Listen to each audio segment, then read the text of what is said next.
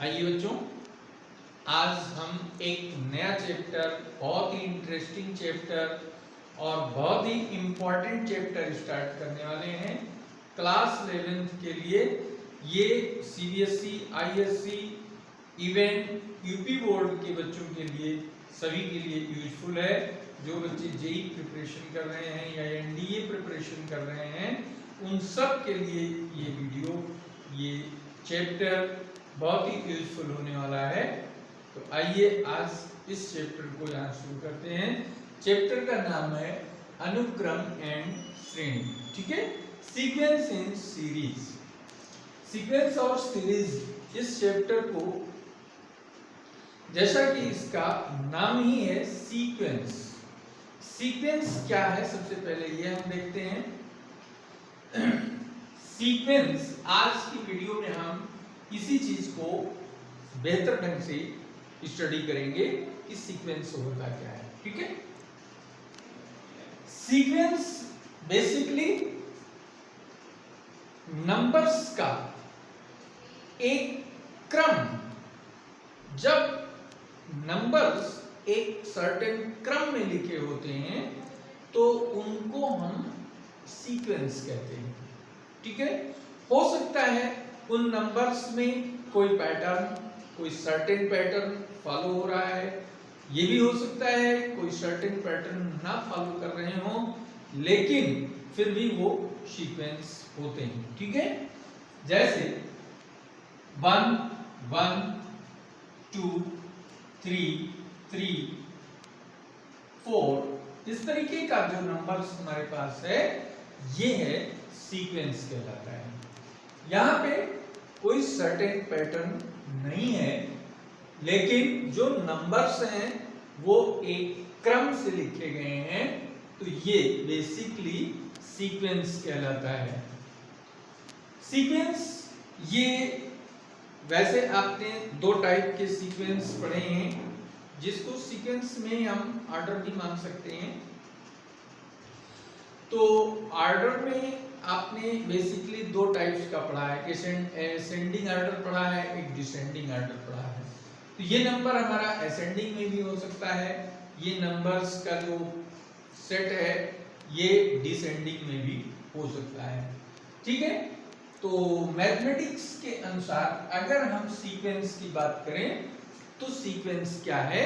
Sequence एक type का function होता है, ऐसा फंक्शन जिसका डोमेन एक सेट ऑफ नेचुरल नंबर और जिसका रेंज, परिसर, वो सेट ऑफ रियल नंबर को डिनोट करता है। सपोज कर लीजिए कि सीक्वेंस की हम बात कर रहे हैं, यहाँ अनुक्रम की बात कर रहे हैं। सीक्वेंस में सपोज कर लें कि n जो है सेट ऑफ नेचुरल नंबर्स है। ठीक है, इसको प्राकृत संख्याओं का समुच्चय कहते हैं, प्राकृत संख्याओं का समुच्चय। ठीक है, और एक दूसरा सेट लेते हैं, सेट ऑफ रियल नंबर्स। ठीक है, रियल वास्तविक संख्याओं का ये समुच्चय है। तो फंक्शन को हम कैसे डिनोट करते थे? फंक्शन को डिनोट करते थे f map n to s। ठीक है, तो n क्या है? ये डोमेन कहलाता है, इसे हम प्रांत कहते हैं, और ये है रेंज, यानी इसको हम परिसर कहते हैं। ठीक है, रेंज क्या है? Set of all elements of sequence. Sequence के जितने भी नंबर्स हैं, उन सारे नंबर्स का जो एक कलेक्शन है, वेल डिफाइंड कलेक्शन है, उसको हम रेंज ऑफ सीक्वेंस कहते हैं। तो यहां n set of natural number, ये डोमेन ऑफ सीक्वेंस है, और s यानी सेट ऑफ रियल नंबर्स, ये जो है रेंज ऑफ सीक्वेंस कहलाता है। जो सीक्वेंस को रिप्रेजेंट करने का तरीका है उसको हम इस तरीके से डिनोट करते हैं। सीक्वेंस को डिनोट करने के लिए एस एन ये हम यूज करते हैं, ठीक है। एस एन क्या है? ये सीक्वेंस डिनोट कर रहा है, ये nth टर्म को डिनोट कर रहा है। तो जैसे 1/n ये क्या है? एक सीक्वेंस है। 1/2n + 1 ये क्या है? सीक्वेंस है, where n belongs to set of natural numbers. तो ये सब सीक्वेंस है। यहां पर भी n क्या है? सेट ऑफ नेचुरल नंबर्स है, ठीक है। सेट ऑफ नेचुरल नंबर आपको बताया गया था क्या होता है। ये सेट ऑफ काउंटिंग नंबर्स होता है, गिनती करने वाले नंबर्स, यानी 1 2 3 4 5 and so on up to infinite तक जो ये नंबर्स हैं, काउंटिंग नंबर्स हैं, इन काउंटिंग नंबर्स को हम नेचुरल नंबर्स कहते हैं और इस होल कलेक्शन को सेट ऑफ नेचुरल नंबर यानी प्राकृतिक संख्याओं का समुच्चय कहते हैं, ठीक है। तो सीक्वेंस इसमें n की वैल्यू रखते चले जाएंगे और उसके अकॉर्डिंग इसका जो टर्म्स है वो निकलते चले जाएंगे। तो ये सीक्वेंस को डिनोट करने का फॉर्मूला है, यानी सीक्वेंस का रिप्रेजेंटेशन इस तरीके से कैसे करते हैं। n belongs to capital N, ये भी एक सीक्वेंस है। तो ये सीक्वेंस जो है एक फंक्शन के रूप में डिफाइंड किया जा सकता है, ठीक है। अब हम बात करते हैं कि जैसे सपोज कर लीजिए कि हमारे पास ये है 2 3 4 5, ये क्या है? ये एक सीक्वेंस है। 5 10 15 20 ये क्या है? ये भी एक सीक्वेंस है। 100 99 98 ये क्या है? ये भी एक सीक्वेंस है, ठीक है। ये भी एक सीक्वेंस है, ये भी एक सीक्वेंस है।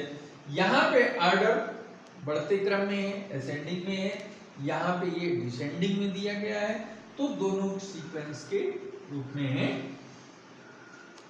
और एक एलिमेंट, ये एक एलिमेंट क्या है? ये डोमेन का एलिमेंट है। और टोटल को अगर एक सेट में समाहित कर दें तो ये total collection of the all elements is called range of sequence. ये है सीक्वेंस। सीक्वेंस दो टाइप का होता है बेसिकली। सीक्वेंस इज दो type, two type. Number 1 finite sequence. क्या है? Finite sequence. फाइनाइट किसे कहते हैं? फाइनाइट का मतलब है कि जब किसी सीक्वेंस में नंबर ऑफ टर्म्स यानी पदों की संख्या काउंटेबल होती है तो उसको हम फाइनाइट सेट कहते हैं, फाइनाइट सीक्वेंस कहते हैं। अब जैसे यहां पे क्या है कि ये सीक्वेंस जो है, अगर हम बात करें ये, तो इस सीक्वेंस में फर्स्ट टर्म भी मालूम है और लास्ट टर्म भी मालूम है। बीच के जो भी टर्म हैं सारे के सारे टर्म्स अगर देखें तो ये काउंटेबल है। तो इसको हम फाइनाइट सीक्वेंस कहेंगे। और जिसमें नंबर ऑफ टर्म को काउंट नहीं कर सकते हैं, गिन नहीं सकते हैं, ऐसे सीक्वेंस को हम इनफाइनाइट सेट्स इनफाइनाइट सीक्वेंस कहते हैं। इनफाइनाइट को रिप्रेजेंट करने के लिए क्या करते हैं? जो हमारे पास सीक्वेंस होता है लास्ट में कम से कम 3 डॉट पॉइंट लगाते हैं, ठीक है। 3 डॉट पॉइंट या उससे ज्यादा भी लगा सकते हो, डैश डैश कर सकते हो। तो लास्ट में कौन सा टर्म है इस टर्म को हम नहीं बता सकते। जिसका लास्ट टर्म पता नहीं होता है जिस सीक्वेंस का, उस सीक्वेंस को हम इनफाइनाइट सीक्वेंस कहते हैं, ठीक है। तो फाइनाइट और इनफाइनाइट सीक्वेंस ये आपके समझ में आ गया होगा। बहुत ही सिंपल, यानी दूसरा अगर हम बात करें तो ये है इनफाइनाइट सीक्वेंस, जिसका एग्जाम्पल हमने आपको बता दिया। ठीक है, अपरिमित अनुक्रम कहलाता है। ये है बेसिक फंडामेंटल ऑफ सीक्वेंस। अब सीक्वेंस के कुछ एग्जाम्पल्स हम बात करते हैं। सीक्वेंस में nth टर्म को हम कहीं कहीं tn से डिनोट करते हैं या फिर an से डिनोट करते हैं। ठीक है, तो सपोज कर लीजिए कि कोई सीक्वेंस है जिसका nth टर्म दिया गया है 2n+1।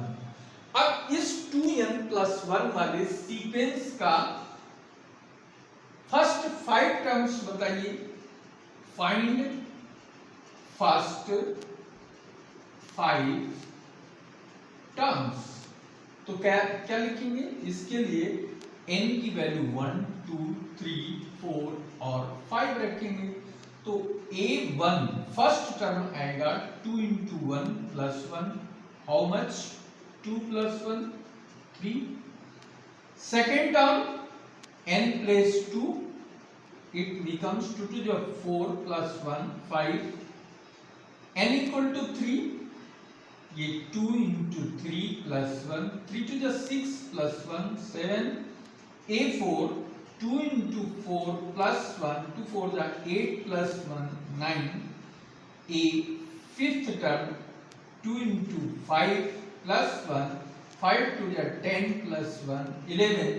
These are first 5 terms of sequence whose nth term is 2n+1, where n is belongs to set of numbers, natural numbers। ठीक है, तो इस तरीके से हम किसी भी सीक्वेंस का nth टर्म अगर हमको मालूम है तो इसके नंबर ऑफ टर्म के प्लेस पे सेकेंड टर्म निकालना है तो n equal to 2, fourth term निकालना है n equal to 4, fifth term निकालना है n इक्वल टू 5। इसी सीक्वेंस के nth टर्म में पुट कर देंगे, कैलकुलेट कर देंगे, हमें रिक्वायर्ड नंबर ऑफ टर्म्स पता हो जाएगा। सपोज कर लीजिए कि हमको A15 फाइंड करना है।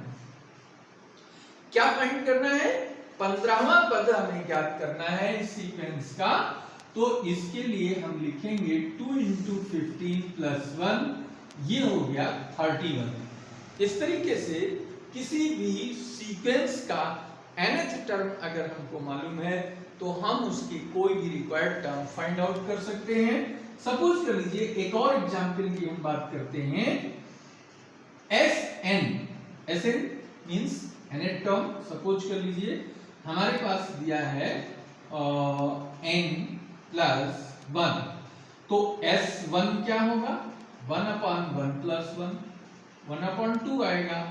S2 क्या होगा? Second term 2 plus 1, 1/3। S5 क्या है या S4 थर्ड क्या है? 1/3 plus 1, 1/4। S100 क्या है? तो ये 1/100 plus 1, 1/101। इस तरीके से हम किसी भी सीक्वेंस के नंबर्स ज्ञात करते हैं। ठीक है, फाइंड आउट कर सकते हैं। इसको note down it.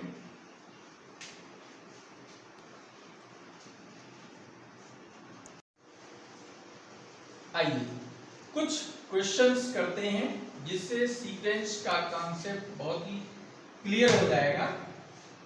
First question है, एक अनुक्रम का nवां पद यानी nth टर्म -n³ + 3 है, इसका प्रथम 5 पद ज्ञात कीजिए। तो हम क्या करते हैं इसके लिए?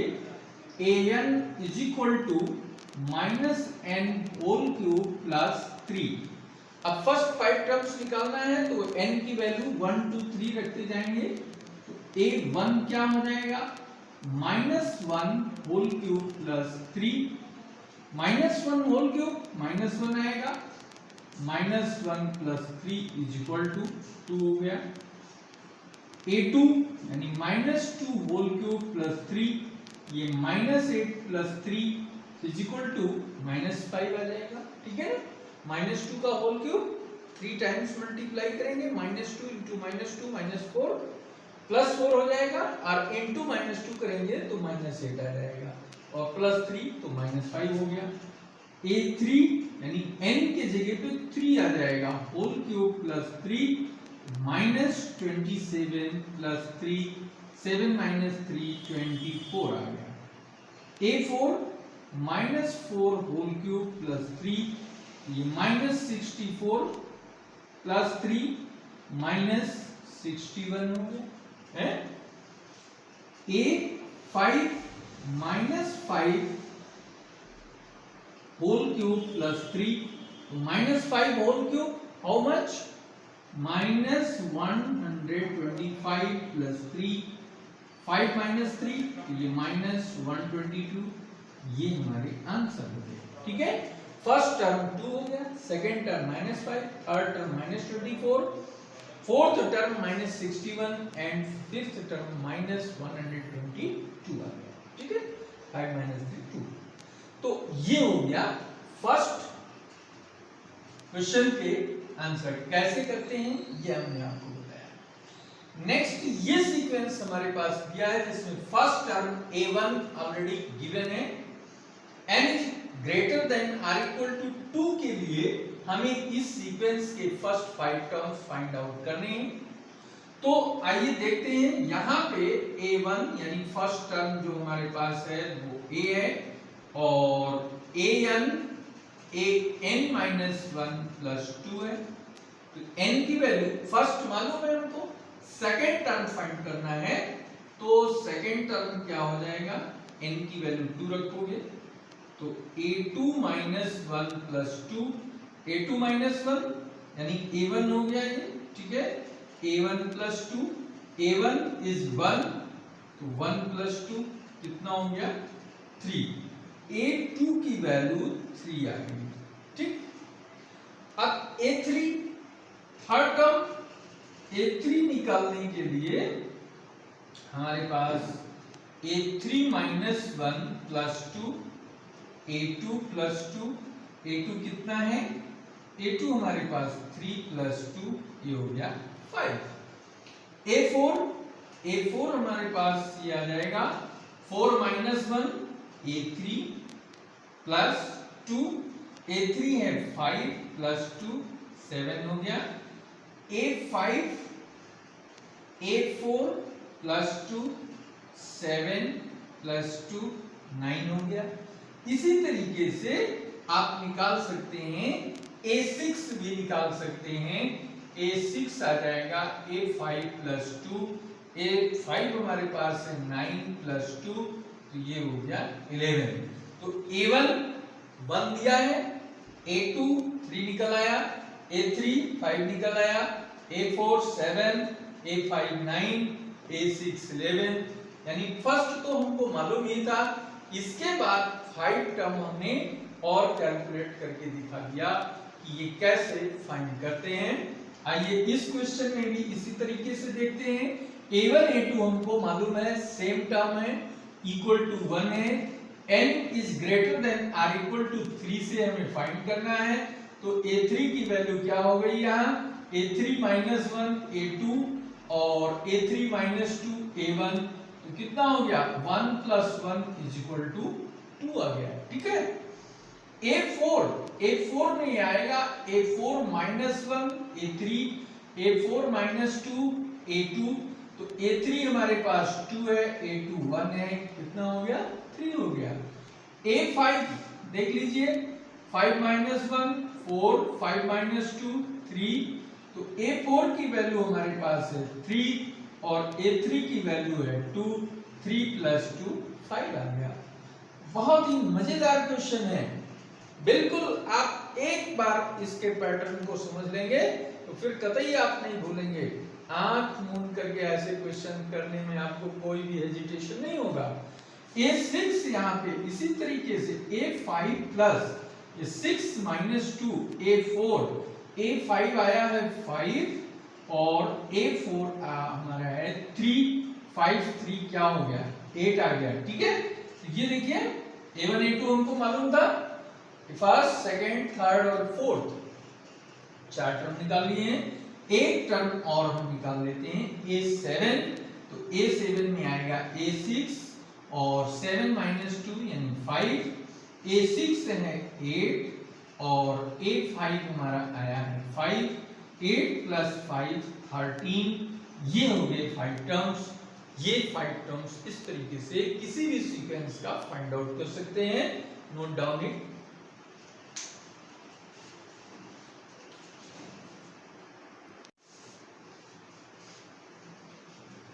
आइए एक क्विक प्रश्न करते हैं, एक एग्जाम्पल करते हैं, जिससे जो सीक्वेंस का कॉन्सेप्ट है वो और थोड़ा सा क्लियर हो जाएगा। बहुत इंटरेस्टिंग सवाल है और बहुत इंपॉर्टेंट क्वेश्चन है।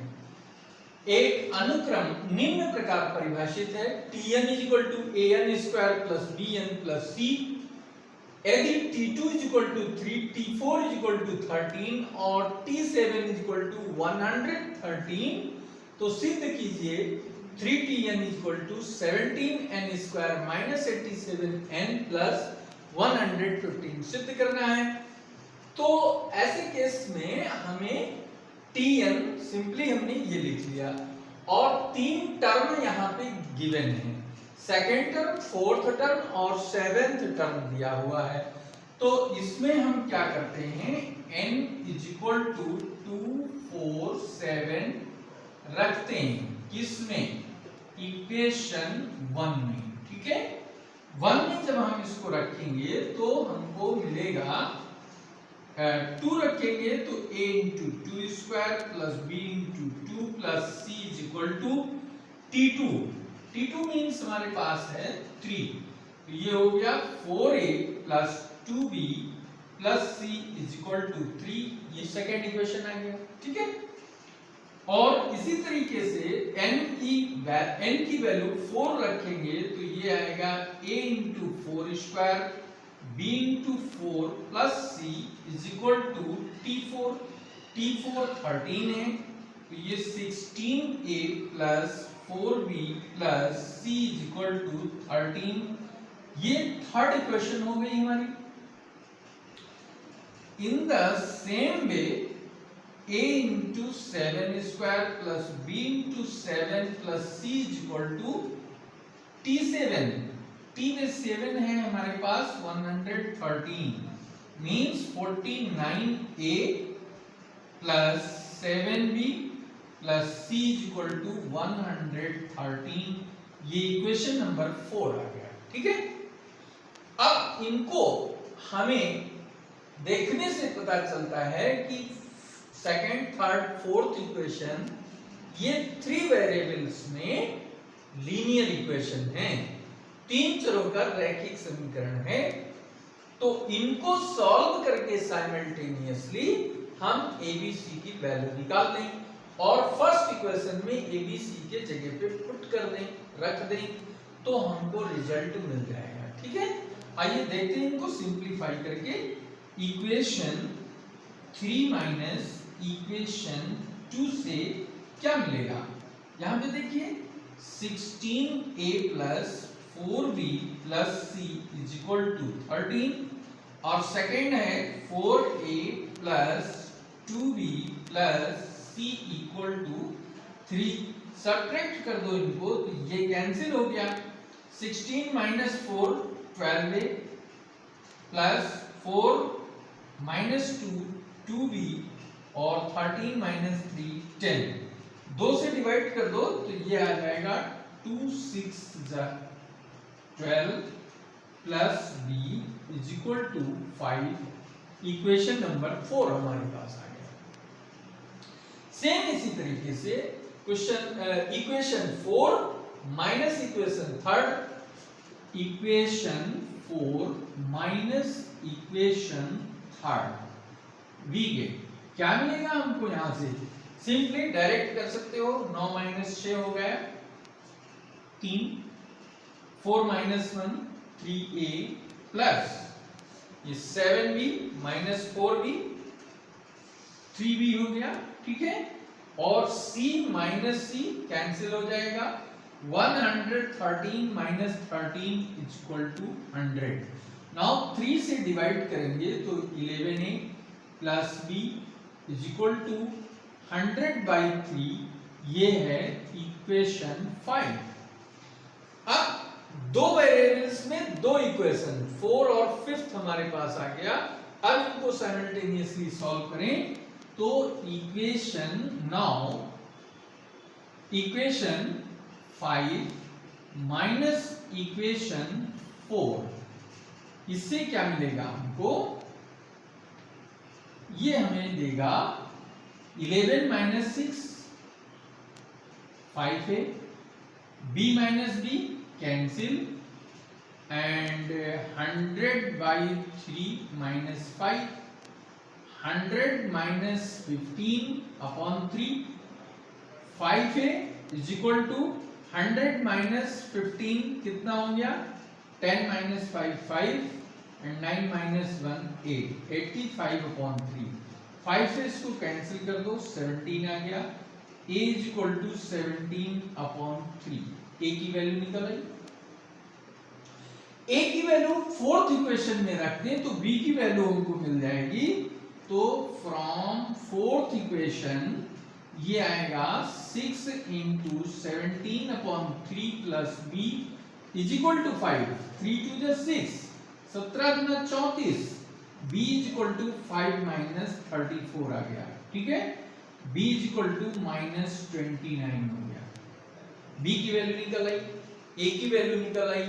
a और b की वैल्यू हम सेकंड इक्वेशन में रख दें तो पुटिंग माने रखना, putting values of a b in equation 2 में रखेंगे तो 4 × 17/8 यानी 3 plus 2b means 2 minus 29 plus c is equal to finally 3 है, तो ये कितना हो गया 68/3 minus 58 minus 3 is equal to minus c को उधर ले गए, माइनस 3 को इधर ले आए, ठीक है। अब इनको सिंपलीफाई कर रहे हैं तो ये क्या बनेगा, इधर देख लीजिए, 3 तो हो गया एलसीएम, 68 माइनस 3 8 24, 3 25 15 और 2 17, 3 3 का 9 इज इक्वल टू माइनस सी, ठीक है। अब 68 माइनस 9 4 13, 7 1 8, 183/3, 13 में 8 घटेगा 5, ठीक है।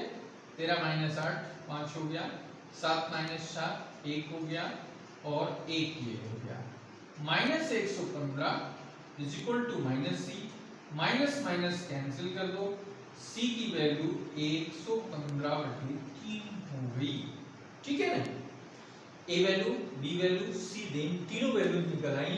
इन तीनों वैल्यूज को हम फर्स्ट इक्वेशन में रख दें तो putting value of a b and c, values of a b c in equation 1, tn is equal to क्या आ जाएगा, a की वैल्यू हमारे पास है how much 17/3 n square, b is equal to minus 29 n bn plus c की value है 115/3।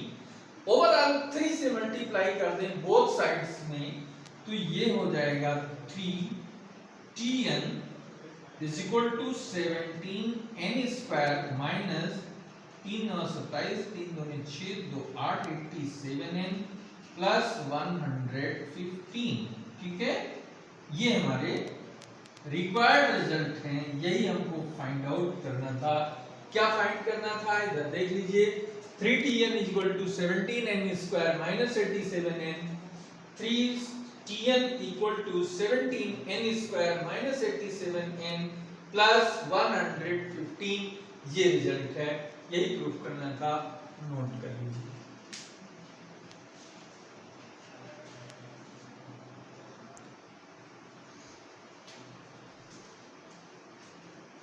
आइए नेक्स्ट क्वेश्चन, एक अनुक्रम निम्नवत परिभाषित है, Sn is equal to n-1, n-2, n-3 product में दिए हैं।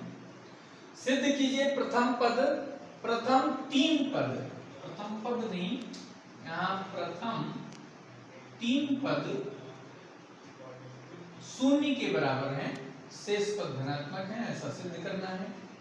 तो Sn क्या है हमारे पास, Sn है n-1, n-2, n-3, ठीक है।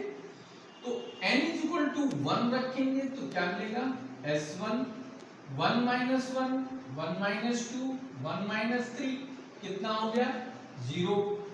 n इज इक्वल टू 2 के लिए सेकेंड टर्म क्या आएगा, 2 - 1 2 - 2 2 - 3, ये भी 2 - 2 0, तो सारे 0 हो गए।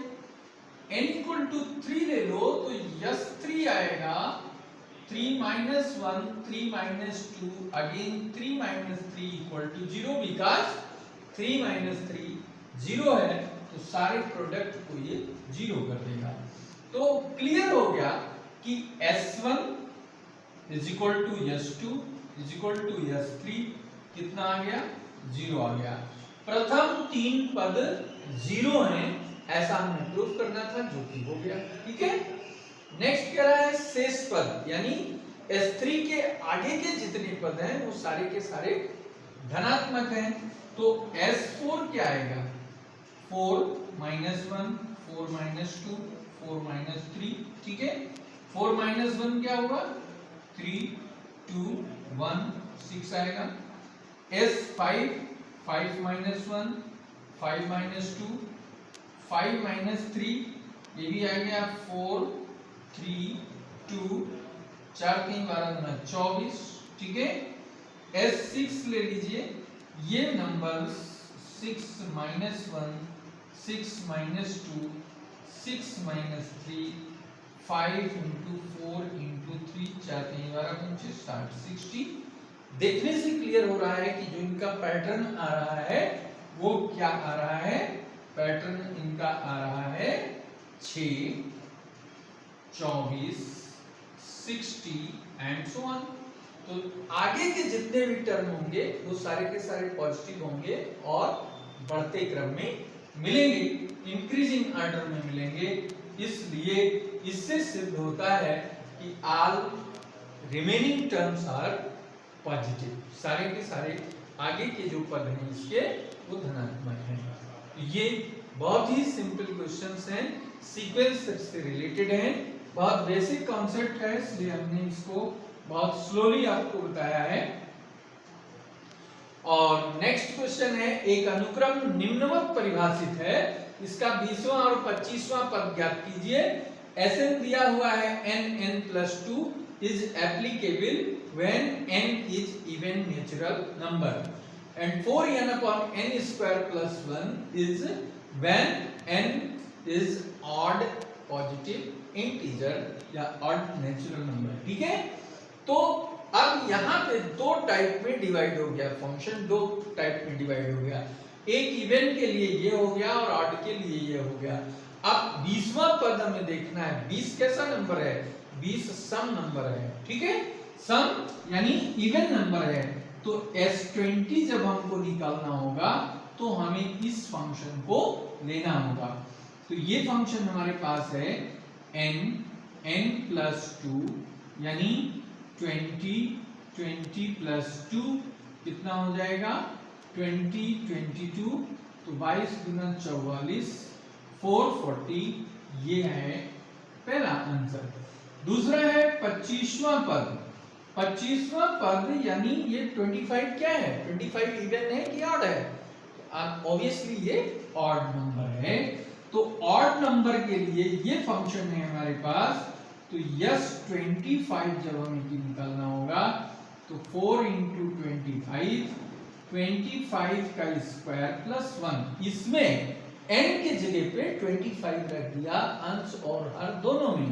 सॉल्व करेंगे तो 25 का 100 बन जाएगा और 25 का स्क्वायर 625 प्लस 1, तो ये हो गया 100/626 और 2 से डिवाइड कर सकते हो तो 2 5 जा 10 हो गया, 2 3 जा 6, 2 1 जा 2, 2 3 जा 6, 50/313 ये आंसर हो गया।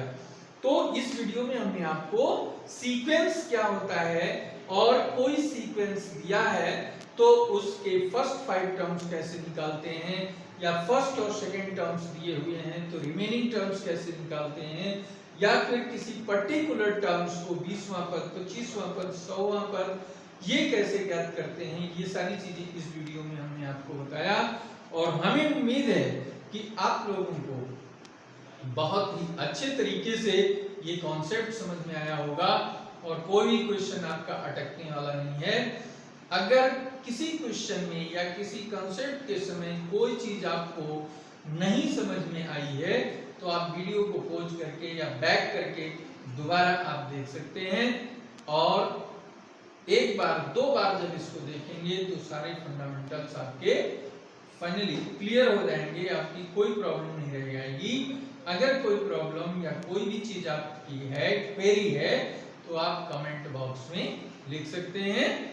और ये वीडियो अगर आपको अच्छा लगा है तो लाइक कीजिए, शेयर कीजिए और सब्सक्राइब कीजिए। जिन्होंने अभी तक सब्सक्राइब नहीं किया है वो इस चैनल को सब्सक्राइब कर लें ताकि आने वाले सारे और वीडियो आपको मिल सकें और आप इसका लाभ उठा सकें। Okay, thank you very much.